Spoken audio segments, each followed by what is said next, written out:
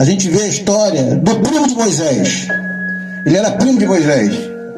Ele era filho de Isá, que era irmão de Abraão, que era pai de Moisés. Então é primo de Moisés, ok?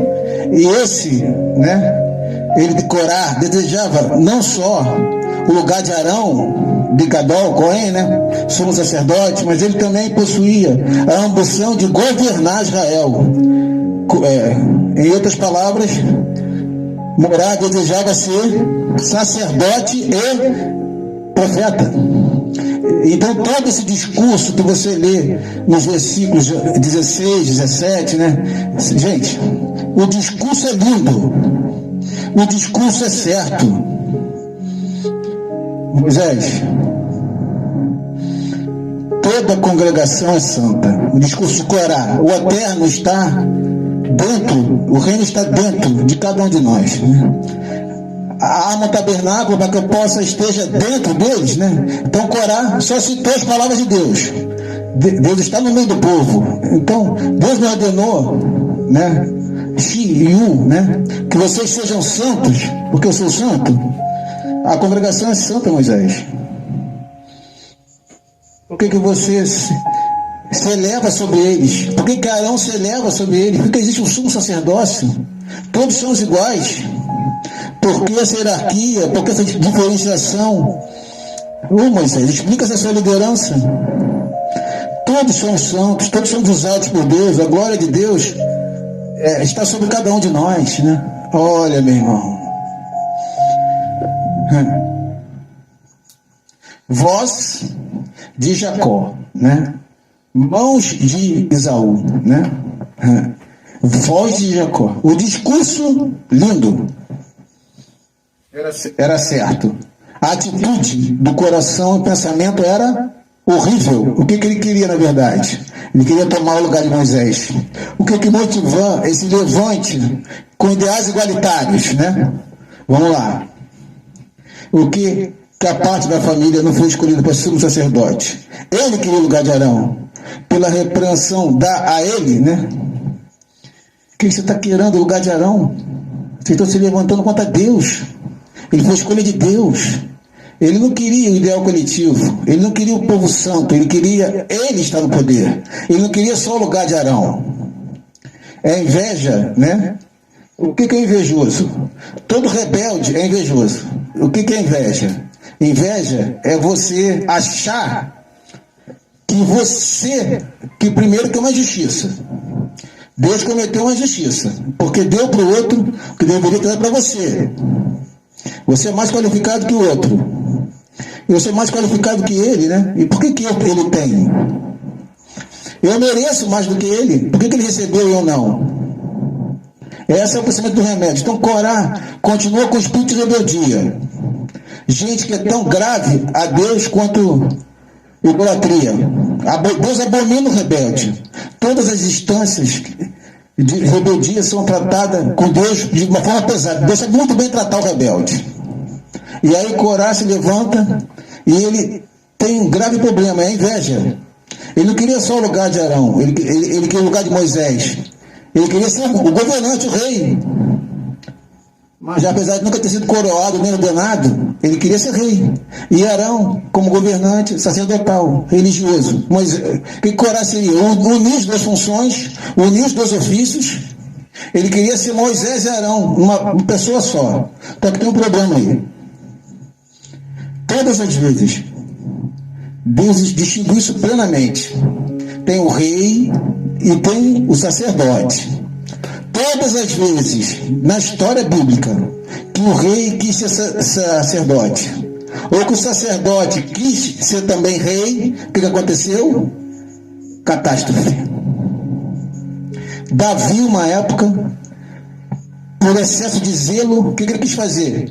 Dar uma de sacerdote, trazer a arca para Oxalai, não pedir conselho para ninguém, se pedir, ele fez da cabeça dele, Na época dos Macabeus, na revolta do Ramucá, que deu origem à festa do Ramucá, Os Macabeus que deram origem aos Macabeus eram sacerdotes, não eram? Eram Coim, que se revoltaram contra Moisés. Ciro Grego, depois que eles tomaram, expulsaram o que eles fizeram? Nós somos sacerdotes, queremos ser reis. Aí os ramoneus, né? O que eles acabaram fazendo?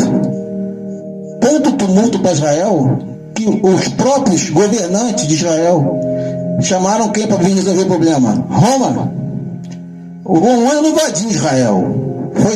Foram convidados para solucionar os problemas de Israel. Os macabeus que eram sacerdotes, mas quiseram também agir como reis. Então, é problema. Dá uma olhada, vamos lá. As funções de governo e sacerdote sempre foram bem definidas na palavra de Deus. Todas as vezes que um rei dizia ser sacerdote, um sacerdote ser rei, Israel enfrentou graves problemas. Porém, aí que está o tema da palavra de hoje. Lemos que nos dias de Abraão apareceu um sujeito, lá em Gênesis, que era sacerdote e rei ao mesmo tempo. Após da batalha dos 4 reinos, né? E trazer de volta o seu sobrinho Ló, Abraão se dirige ao vale de Chafé. Oh Deus! Quantas vezes? Chamado hoje Vale de Quion, né? Emicameler, né? Vale dos Reis. E lá, Abraão é surpreendido e recebido pelo rei da plenitude, rei da paz. Um sujeito chamado Melquisedeque, né? A gente não sabe se é um nome ou um título. É a figura mais misteriosa da Bíblia, parece ser, né? Apareceu lá. E não foi uma simples aparição. Até o nome dele é complicado. Ele é rei de Shalem, em hebraico. Shalem quer dizer paz, né? Então uma outra tradução pode ser: e apareceu o rei da paz. Davi depois de Shalem, em Sião, né? Mas naquele momento a figura é muito enigmática. Apareceu o rei da paz, o rei de Shalem,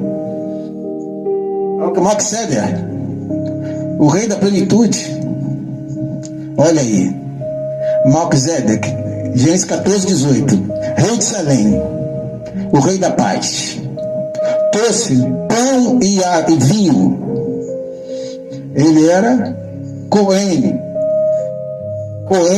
e Elion, de Deus, do Altíssimo. E ele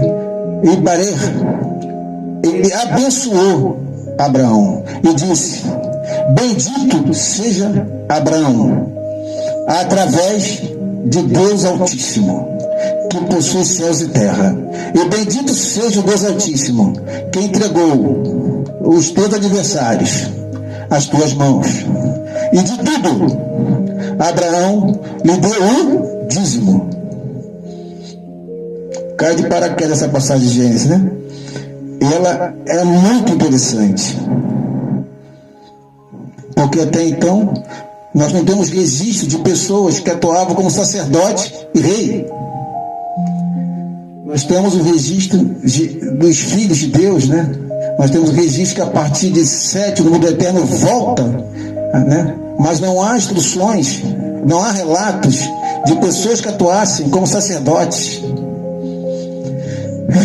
E surge essa figura, Melquisedeque, né? Que era rei de Salém, príncipe da paz. E também não aparece, ele traz pão e vinho. O que é o pão e vinho? Comer simbólico, significa boas-vindas. Boas-vindas ao rei, né? Se alguém estivesse adentrando, né? E você oferecesse o pão e vinho, é simbolicamente, né? E o que ele faz com Abraão? Ele abençoa. Toda bênção é uma transferência de autoridade. Pega isso. Fluir de autoridade. Flower, né? E toda bênção existe hierarquia. Bênção é dado do maior para o menor, sempre. Pai abençoa o filho. O sacerdote abençoa o povo. Melquisedeque abençoou Abraão. E Abraão reconheceu a grandeza daquele homem, reconhece a gratidão daquilo que havia acontecido ali, né? E Abraão dá para Melquisedeque o dízimo de tudo que Abraão tinha. E Abraão tinha muito, rico. O que aconteceu? O que houve nesse momento misterioso que Melquisedeque, né? Eu sei que há muitas teorias, mas eu quero propor você algo diferente, né? Talvez quem me conhece já deve entender a minha forma de analisar as coisas. O que houve naquele momento? O que a bênção? O que Melquisedeque foi lá? Alabácia. Você sabe que, entre parênteses, né? Em 2011, na cidade de Davi, nas escavações, né? De Davi, onde tem o túmulo de Ezequias, né? Descobriram lá um templo de antes de Davi, perto da fonte de Quer, né? E o arqueólogo-chefe publicou que aquele templo que ele havia estudado há muitos anos, possivelmente era o templo de Melquisedeque, né? O templo já existia. Fantástico. Não sei se está aberto para visitação, deve estar. Mas pesquisa na internet. Templo da cidade de Davi, antigo. O local. Vou avançar. Melquisedeque abençoa Abraão, né? Ele concede o seu chamado sacerdotal. Esta é a minha proposta para essa interpretação. Eu creio que o que aconteceu foi necessária essa bênção. Por quê? Deus já havia dado a Abraão um chamado sacerdotal. Deus, em Gênesis 12, chama Abraão, abençoa Abraão e diz a Abraão: serão benditas todas as famílias da terra. Isso é um chamado sacerdotal. Isso é um chamado representativo. Abençoarei quem te abençoar, amaldiçoarei quem te amaldiçoar. Ali, Abraão e sua semente Isaac seriam uma nação de reis e sacerdotes. Então é a mesma palavra que Deus repete em Êxodo. Maleva carinho, nação santa, sacerdote. A mesma palavra que Deus fala com Moisés, Gênesis 12 com Abraão, aquilo que estava sendo oficializado, que era sacerdote na época. Quem tinha função sacerdotal na época? A gente não sabia até Gênesis 14. Lá aparece quem é o sacerdote da época. E o Melquisedeque, ele sai contra Abraão e abençoa Abraão, e a bênção é transferência de autoridade. E naquele momento, a missão sacerdotal de Melquisedeque foi passada para um novo judeu. A missão sacerdotal que Deus já tinha anunciado para Abraão, já em Gênesis 11, foi confirmada através dessa figura misteriosa.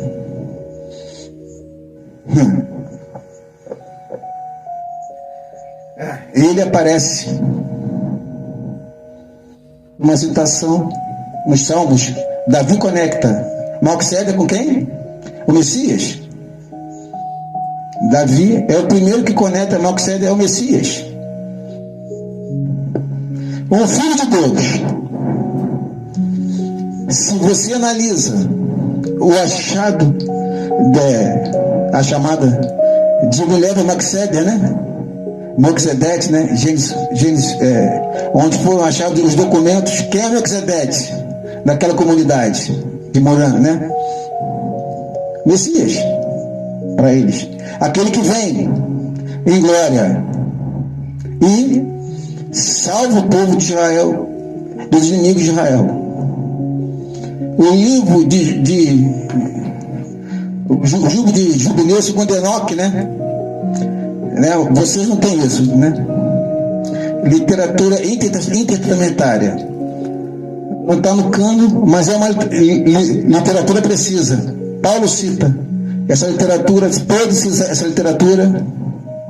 João cita essa literatura. Então, quando você tem expressões como Paulo cita o nome dos 2 magos do Egito, né? Chama de, né? Não tem isso da Torá. Tirou da literatura da época. Pedro fala que só um instantinho.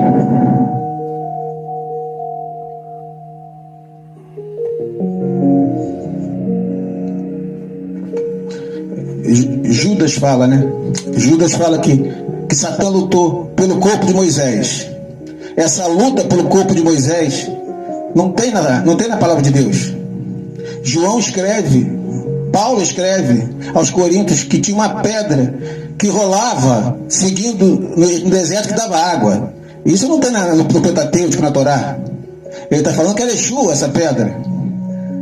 João fala em Apocalipse, em meio às suas visões, coisas, por exemplo, o Cordeiro de Deus. Esse Cordeiro de Deus, João fala a mesma coisa. João usa o Apocalipse, o Cordeiro de Deus. De onde vem? Da literatura intertestamentária. Então, é muito importante. Se eu não me engano, segundo Enoque também conecta a família de Melquisedeque a uma função messiânica. Inclusive, se eu não me engano, ele teve o nascimento original. Fizeram uma midrash que Melquisedeque foi concebido espontaneamente, né? Só que ele se coloca na história de Melquisedeque, né? Irmão de Noé, eles colocam, né? Como uma mulher. Essa mulher no parto morre e vão chegar lá para ver a mulher e o filho já tinha saído na cama com a estola sacerdotal, né? Eu não lembro desse versículo.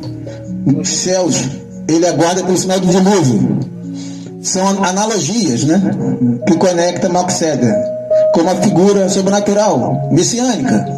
Muitos paralelos, né? Através de Yeshua. Que houve ali? Melquisedeque compartilha com Abraão e seus descendentes um chamado sacerdotal. Qual é? O chamado de agregar as nações em Deus. Essa é a missão de Abraão. Agregar as nações. O que ocorreu em Gênesis 11, a Torre de Babel? As pessoas se revoltaram contra a autoridade de Deus. O que acontece em Gênesis 12, no final do capítulo 11 ainda? Né? Deus e Abraão é o antídoto para Gênesis 12, que providencia para a Torre de Babel, a poluição de Babel. A nação que seria uma nação não é mais, é uma nação de sacerdotes que congregaria as nações, né? E como é que essa nação atuaria? Na autoridade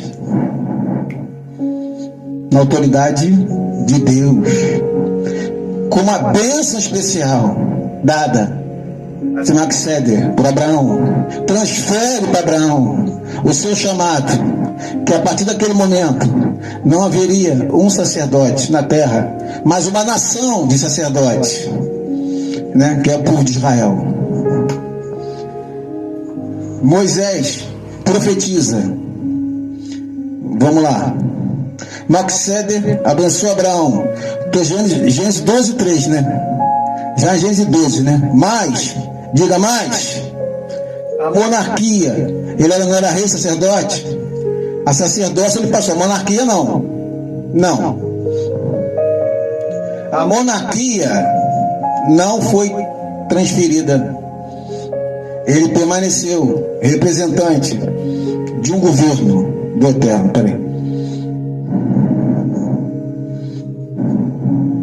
Melquisedeque não passou o chamado, ele continuou, a monarquia não foi transferida, o sacerdócio ele passou. Olha o que Moisés profetiza no final de Devarim, antes da sua morte. Moisés nos prescreveu a Torá por herança, né? E o Eterno se tornou rei ao seu povo amado. Quando se congrega os cabeças do povo, né? Da Israel, os cabeças do povo de Deus, junto com as tribos de Israel. Olha aí específico. Moisés está profetizando. Ele está dizendo o quê?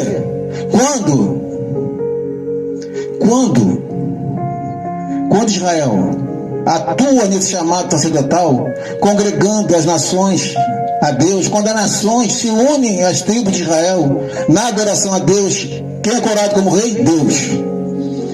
A coroação, ele exerce a sua monarquia quando o chamado sacerdotal é cumprido. As nações congregam junto com Israel no Deus Altíssimo. Eterno é coroado rei, o Eterno é. Vai ver de novo, pode ver depois, ficar tranquila, dona Jéssica, dona Verônica. Ele se torna rei quando se congrega os cabeças do povo com as tribos de Israel. Manda um amém se estão me vendo bem aí, estão me ouvindo bem, manda para mim aí, por favor. Quando os povos são aproximados a Israel através de Yeshua, né? É profundidade. Porque a missão de Yeshua, manda um amém, por favor. Amém. É congregar os cativos de Israel e ajuntar os remidos de Deus entre as nações. Então a missão de Yeshua sempre foi essa.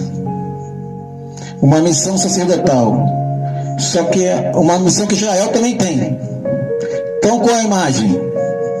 Melquisedeque, de alguma forma, tipifica em Yeshua, dizendo que ele é Yeshua encarnado. Tem gente que fala isso, não estou falando isso, né? O autor de Hebreus fala a mesma coisa. Melquisedeque tipifica Yeshua, né? Alabácia. E da mesma forma, como Melquisedeque compartilha o seu chamado para Abraão, Yeshua compartilha o seu chamado sacerdotal para Israel. Porque a mesa messiânica tem que congregar as nações a Deus. Israel tem as nações a Deus. Quem é que iniciou o trabalho de enxerto depois da obra de Yeshua? Quem é que ficou aqui pregando para quem não era judeu? Judeus crentes, apóstolos. Alabácia. Estou querendo dizer, o chamado sacerdotal de Yeshua, do Messias, o chamado sacerdotal do Messias foi compartilhado com você. Se o Melquisedeque tipifica Yeshua, esse chamado, o Messias é sacerdote. Se você ler os escritos do Mar Morto sobre o Melquisedeque, né? Ele vem segundo a comunidade do Mar Morto, e o Messias vem quando ele para guerrear e vencer o inimigo de Israel. Por que ele vem em Yom Kippur? Porque ele é sacerdote. Alabassaia. Faz sentido, né? O que é a festa das trombetas que Paulo fala em Tessalonicenses? Ao tambor, ao clamor das trombetas, desculpa. O que vai acontecer? O que o toque de trombeta? É o Rosh Hashanah? É o Anterá? Você tem a festa da coroação. É na festa da coroação? Olha aí, gente, vamos embora. Toca o shofar para anunciar a vinda do rei. Desde o anúncio até a vinda dele, são quantos dias? Desde o Rosh Hashanah até o Kippur? 10. São os 10 dias de arrependimento. Está dando chance ainda que quando ele pousar os pés no Monte das Oliveiras, blá blá. Meu irmão, Salmo 2. Você conhece esse salmo? Citado pelos apóstolos, né? Pregadores, né? Porque Vê se não tem a ver com os nossos dias. Vamos lá. Vê se não tem a ver com o que a gente está vivendo hoje. Com esse negócio de governos. Vê se não tem a ver com essas irmãs, com essas cidades, né? Porque se enfurece as nações. Porque imaginam coisas vãs. Que coisa vã? Não vou falar não. Você vai imaginar aí. Coisa vã. Besta. Faz um alarde com um monte de coisinha. Boba. Coisa vã. Quem tem ouvidos para ouvir, ouça. Por que as nações perdem com coisas imbecis? Os reis da terra se levantam, os príncipes conspiram contra o Senhor e contra o seu Messias. Eles se unem e dizem: rompamos os nossos laços, tiramos de nós, sacamos de nós as suas algemas, né? Governo. O que se levantam? O governo de Deus, contra quem? Contra os princípios de Deus. Deus de vocês fala que você não pode? Não sou sujeito a essas regras, não. A Bíblia de vocês fala que isso não pode? Não estou sujeito a isso, não. Eles se unem e querem o quê? Tirar de si o quê? O que eles chamam de algemas. O que? A lei para o pecador é uma prisão. Eles querem tirar a lei de Deus. Riscar a lei de Deus, apagar Deus de Israel, apagar a Torá, apagar os 10 mandamentos. Eles se unem e conspiram e falam: vamos romper os laços com a lei, os laços que para mim são algemas. Se falar de lei para algumas pessoas é algemas para o pecador. Esse é aquele que habita no céu. Esse, o Senhor zomba deles. Na sua ira eu tenho precisado de falar. Eu, porém, chamei o meu rei sobre o meu santo de Sião, proclamarei o decreto do Eterno. E ele me disse: tu és o meu filho, hoje te gerei. Alabaçu de cantar lá. Pode aplaudir em casa mesmo, pode aplaudir aí. Alabaçaia. Por isso que a confirmação de Yeshua, o Messias de Israel, vai acontecer no meio dessas confusões bebas. Pessoas perdendo tempo com asneira, todo mundo confuso, todo mundo fazendo alarde com coisa besta. E nesse inteirinho, o que Deus começa a fazer? Contemplar o seu ungido como rei no meio de Israel. Enquanto o mundo está pirando, enquanto Israel está buscando seu Messias. O Messias, Yeshua, foi feito rei pelo Eterno. O seu sacerdócio foi compartilhado com Israel. Para quê? O que Yeshua fez? Compartilhou. Ele é sacerdote. O que eu compartilho com Israel? A sua missão sacerdotal. Para que o devido tempo Israel ofereça novamente o fruto da sua unção. As nações, Israel oferece as nações a Deus. Não é isso que vai acontecer? As nações subindo junto com Israel para aprender a lei de Deus, recebendo a Torá no Monte Sião. Israel apresenta. Está aqui, ó. A nossa missão sacerdotal é essa. As nações. Toma aí, Deus, olha aqui, ó. O chamado sacerdotal de Israel é o chamado sacerdotal de Yeshua. E esse chamado sacerdotal será restaurado antes da sua vinda. Ouçam quem está me escutando nesta noite. O chamado compartilhado por Melquisedeque Abraham, compartilhado por Yeshua aos seus apóstolos. Esses chamados vai ser um chamado de alcançar as nações para Deus. Será restaurado antes da volta de Yeshua. Alabaçu de calabaçaia. Será restaurado. Será restaurado. Deus vai restaurar Israel para alcançar as nações. Olha o impacto que uma meia dúzia de judeus crentes, filhos do Espírito, fizeram no mundo. Os discípulos. Aqui tem Dr. David Ster, nós temos Shula, nós temos alguns aí. Uma dúzia. E você pega 10, você imagina Pedro, Tiago, Paulo, você imagina 1 milhão perto de Deus, né? levando para o mundo que Yeshua é o Messias. Haverá vida dentre os mortos. Naquele dia, Amós 9, citado por Tiago, Mateus 15, levantarei o tabernáculo na casa de Davi, repararei as suas vestes, vou levantar das suas ruínas e vou restaurar nos dias da antiguidade, no dia de Abraão. Pastor, mas não tinha na casa de Davi, no tabernáculo físico, não, está falando da missão sacerdotal de Israel. Nos últimos dias, eu vou restaurar a missão sacerdotal de Israel. Vamos lá. Para que eles possuam o restante dos homens. E todas as nações são chamadas pelo meu nome, diz o Eterno. Do Calabás. Zacarias. Olha o chamado sacerdotal aí. Sendo restaurado aí. Olha Zacarias 11 aqui. Assim diz o Senhor dos Exércitos. Naquele dia, diga naquele dia. Lembra de Amós 9. Naquele dia, estou falando da mesma época, quando Deus restaurará o chamado sacerdotal dos judeus, e eles foram cheios do Espírito Eterno, Exu entronizado. Naquele dia, diga naquele dia, diz, sucederá que 10 homens pegarão, de todas as línguas e nações, pegarão o sit de um judeu. Alabaço, de que alabaço, sit.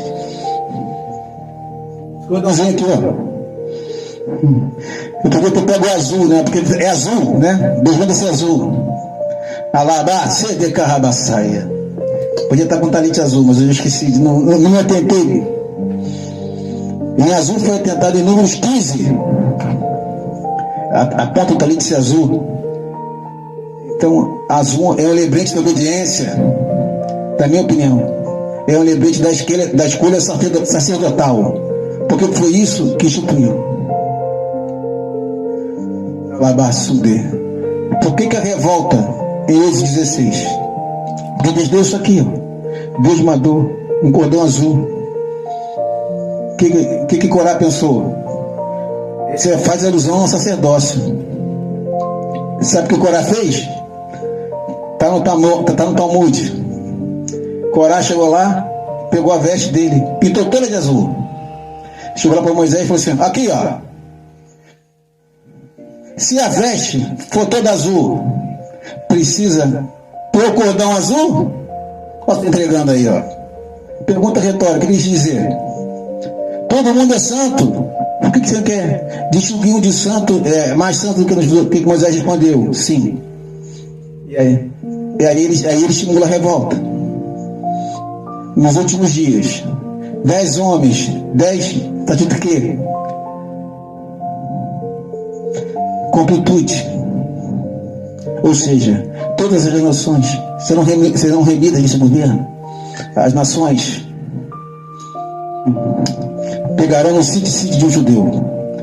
Eu creio que esse judeu é o judeu que entendeu Yeshua. Ele é discípulo de Yeshua, mas ele vai usando sítio. Por isso que ele não pode ser grego, não pode ser luterano, ele não pode ser romano, ele não pode ser calvinista, nem ele não tem que ser judeu. E as nações vão pegar no sítio. E vão dizer: iremos com vocês, porque temos ouvidos o que Deus está com vocês. Isso não está acontecendo, meu irmão? Pense aí, aqui agora. O que você está fazendo aí? O que você está me assistindo? Tem pastor mais bonito que eu, tem pastor mais que vai pregar um monte de coisa gostosa, porque as famílias ficam malucas, as cidades ficam malucas, querendo saber o que tem aqui. Então vamos fazer aberto. Vamos fazer para todo mundo ouvir. Que eu tenho ouvido para ouvir essa. Todo mundo fica questionando o que tem aqui. O que faz as pessoas ficarem abandonarem os seus caminhos tortuosos, abandonarem as suas doutrinas vãs, a idiotice do mundo, para estar aí. Tem um monte de diversão aqui, ou tem uma pessoa com o microfone na mão pregando a palavra na frente do celular. Está se cumprindo, ué.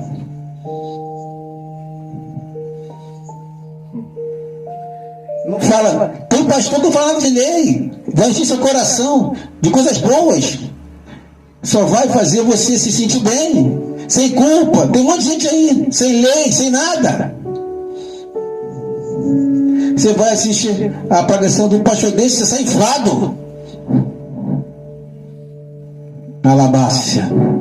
Mas você está aqui assistindo, do cabeçudinho, o humilde ministério, né? De pessoas pessoas que creem em Yeshua, de judeus ou não judeus, o ministério profético, que acredita nas profecias, que vive por elas, que morre por elas.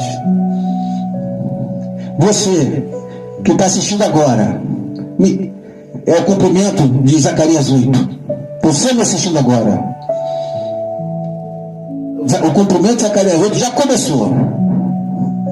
Aí o Close Conto, cheguei lá, hein? E quem sou eu, meu irmão? Já falei. Quem sou eu? Mas Deus vai nos usar. O poder não vem do homem.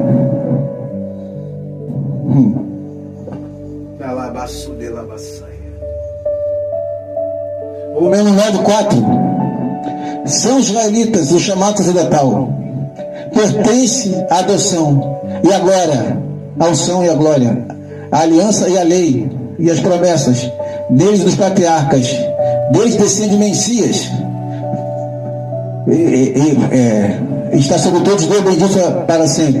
E quanto ao evangelho, são ex-inimigos por nossa causa. Quanto à eleição, celebramos por causa dos patriarcas, porque a vocação, a missão sacerdotal, Gênesis 12, Gênesis 14, são irrevogáveis.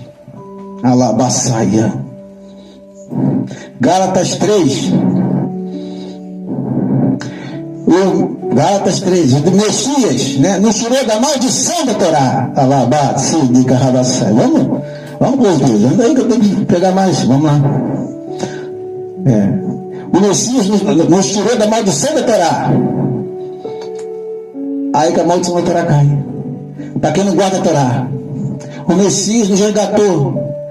O Messias nos resgatou da maldição, fazendo-se ele maldição no seu lugar, para que a bênção de Abraão chegasse aos gentios, através de Yeshua, para que nós, judeus, recebêssemos pela fé em Espírito unigênito. Por que Paulo levava para os gentios? Para que os gentios convertessem os judeus. É a regra. Quando os gentios recebem a bênção de Abraão, Deus nos diz para o seu povo: quer alcançar a sua vida, leve a bênção de Deus para as nações. Você é um sacerdote. Quer alcançar as bênçãos, leve os rabinos afirmam. Olha essa tradição rabínica. Você nunca ouviu isso, né? Pelo menos, eu acho que eu nunca falei isso. Vamos lá. Os rabinos afirmam que só o Messias irá conciliar as funções de sacerdote e rei. Só ele pode ser sacerdote e rei. O bordão florescido de Arão, o bordão florescido de Arão, guardado na Arca da Aliança, segundo a tradição, era usado toda a coroação dos reis de Israel, em alusão ao verdadeiro rei que viria, que seria sacerdote de Deus ao mesmo tempo. Imagina toda a coroação de Israel. O sacerdote dava para o rei o bordão de Arão. Não é que ele era sacerdote, mas uma alusão. Depois tragar de volta, né? Para celebrar que o Messias viria, depois viria aquele que seria rei e sacerdote. Era a alusão que é isso que dava na mão do rei. A java de Arão florescida. Olha o que diz a Midrash. O Midrash bem barra, né?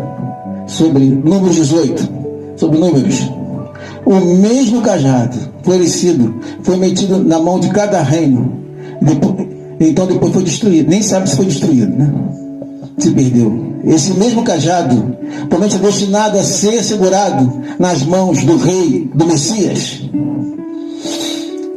Ele volta como rei e ele volta como sacerdote, com o cajado de Arão florescido. E ele é o sumo sacerdote. Ele é, segundo a ordem de Melquisedeque, né? Ele entrou no Santo dos Santos, remiu os nossos pecados. Ele veio como profeta ou como Messias. Quando ressuscitou, atuou como sumo sacerdote. Quando retornará rei. O Messias, sacerdote e rei. Yeshua é o profeta anunciado por Moisés. Deuteronômio 18. Eis que virá um profeta semelhante a mim. Yeshua é o sumo sacerdote pela ordem de Melquisedeque. E o Messias é o rei anunciado nas Escrituras.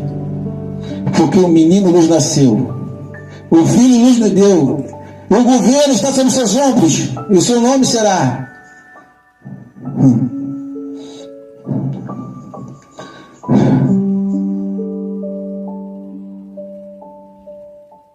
o governo estará sob seus olhos, e o seu nome será Melech Yeres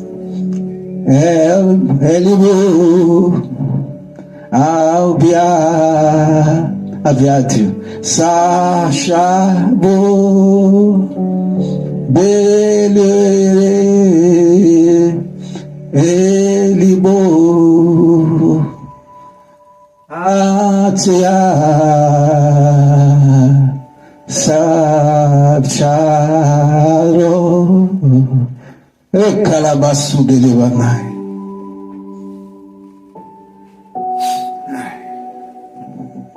Alabasube. 8 nomes. Por isso que 8 nomes.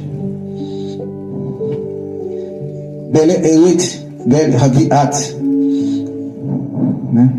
Para que se aumente o seu governo e venha a paz sem fim pelo trono de Davi sobre o seu reino, e o seu reino possa se florescer e se firmar perante o juízo e a justiça, pois agora e para sempre. É o Eterno que fará isso. Yeshua é rei. E não é um rei. Ele é o Eterno que governa sobre nós. Não na base dele. Está falando que ele é o Pai? Não. Ele representa o Eterno.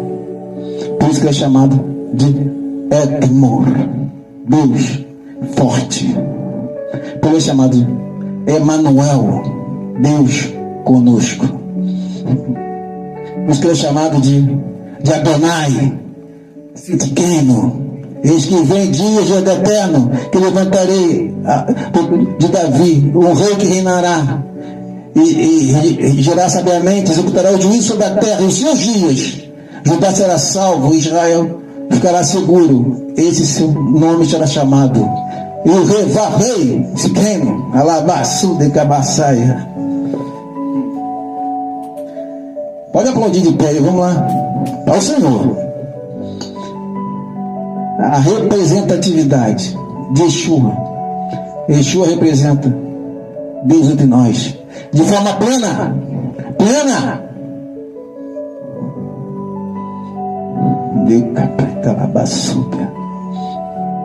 Quando Yeshua retornar em glória, ele virá como rei, sacerdote, com o cajado de Arão. Ele une monarquia e sacerdócio, sendo digno de portar o cajado de Arão perante as nações. E eu termino citando o fantástico texto de Hebreus, que faz uma midrash assombrosa nesse capítulo, que pouquíssima gente entende. Eu vou falar para vocês, para encerrar, fechando, com chave de ouro, essa mensagem profética. Abra sua carta de Deus crente dizendo: Deus outrora falado muitas vezes, de muitas maneiras, aos patriarcas e aos profetas. Nesses últimos dias, os falou pelo seu Filho, a quem constituiu herdeiro de todas as coisas, e pelo qual ele fez o universo. Tudo foi feito através dele. No glória. Ele, Yeshua, que é o resplendor da glória e a expressão exata de Deus. Oh, meu irmão, ele, Yeshua, que é o resplendor da glória, a expressão exata de Deus, do Eterno, sustentando todas as coisas pela palavra do seu poder, depois de ter feito a remissão dos pecados, assentou-se à direita do Eterno e nas alturas, tendo se tornado tão superior aos anjos, quanto mais excelente do que algum deles. Porque qual dos anjos? Tu és o meu filho, ouviu isso, ungido, te gerei. E outra vez, eu lhe serei pai, e ele me será como filho. E qual anjo, quando introduziu, deu no seu primogênito, disse: e todos os anjos de Deus o adorem.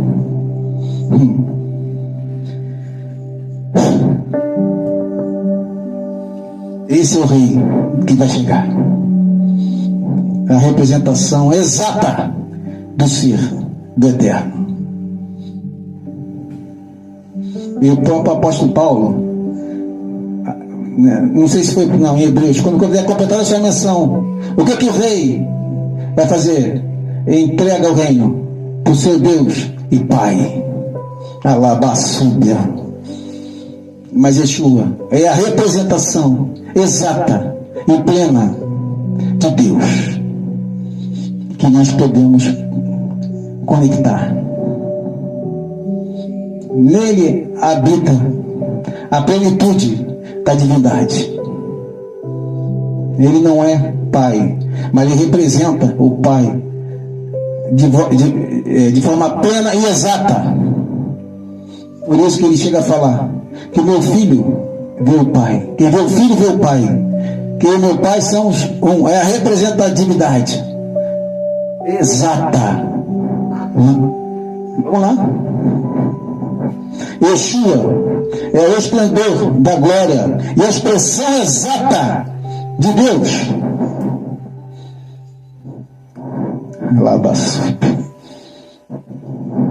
E recebeu ordem. Por isso que aqui Yeshua, ele é a representação máxima do ser, da glória resplandecida. Ele não é adorado, mas ele tem seu lugar, não é idolatria. Ele é a representatividade. Não há outro Deus. Ele se torna aquele que Deus desenhou sobre os céus e terra.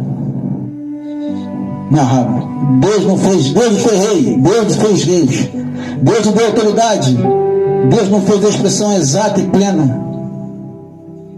Quem adora Yeshua transfere para o próprio Criador, mas exalte Yeshua, não adorem. Ele falou isso. Representatividade. Quem rejeita a mim, rejeita o Pai. Rejeita aquele que me enviou. Alaba. Falo para vocês, termino dizendo que ele venha rapidamente em nossos dias. Restauração já. Pastor Ricardo Sorrentino, todas as referências, o explicativo vai estar no grupo. Shalom, shalom, shalom.